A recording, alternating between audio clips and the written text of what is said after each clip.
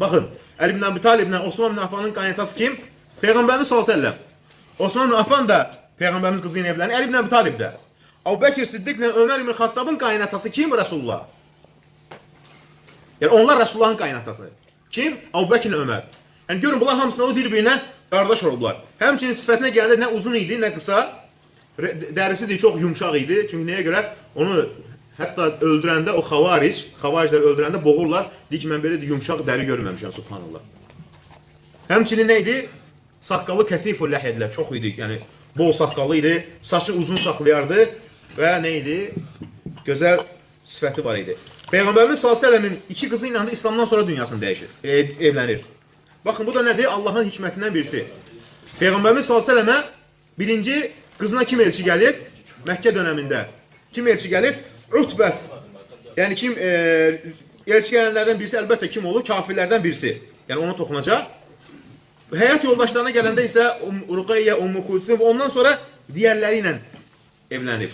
Cahiliyyə dönəmində insanlar arasında ən fəzilətli sayılırdı. Yəni öz qövmü arasında. Çünki nəyə görə? Həm zəngin idi, həm həyalı idi, həm insanlarla gözəl danışardı. Cahiliyyə dövründə belə bütə səcdə etməzdi və heç zaman da cahiliyyə dövründə belə içki içməzdi. Soruşan nəyə görə? Deyir ki, bu insanın ağlına aparır. Necə ola bilər ki, insan içsin? Subhanallah. Yəni görün, yəni nə qədər həyalı, həmçinin həyalı idi ki, İslam'a gələndən sonra heç zaman deyir, sağ əlimi deyir, övrət yerimə vurmamışam. Çünki Peyğəmbər neyini? Qadağan eləyir. Ailəsi çox zəngin idi, özü də zəngin idi, tacir idi və cahiliyyə dönəmində də xeyirxah insan, hər kəsə əl tutardı. Ona görə İslamı ilk qəbul edənlərdən idi. Kim idi birinci qəbul edən? Qadınlardan Xədicə, uşaqlardan Əli ibn Əbi Talib, sonra kişilərdən kim idi? Əbu Bəkir, sonra Zeyd ibn Hərifə, sonra Osman ibn Affan, İbn Hişam Sira kitabında qeyd edir. Dördüncü İslamı qəbul edənlərdən olur, dördüncü. Nə zaman ki İslamı qəbul edir, gəlib Peyğəmbər sallallahu yanında deyir, ey Allah Rasulü deyir.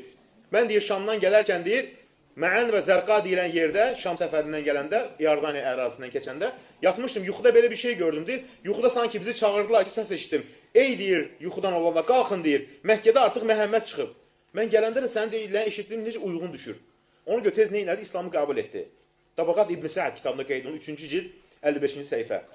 Nə zaman ki İslamı qəbul etdi, müsəlmanlar sevindilər. Nəyə görə? Çünki həyalı idi, İslam'a dəstək idi, adı sanı var idi.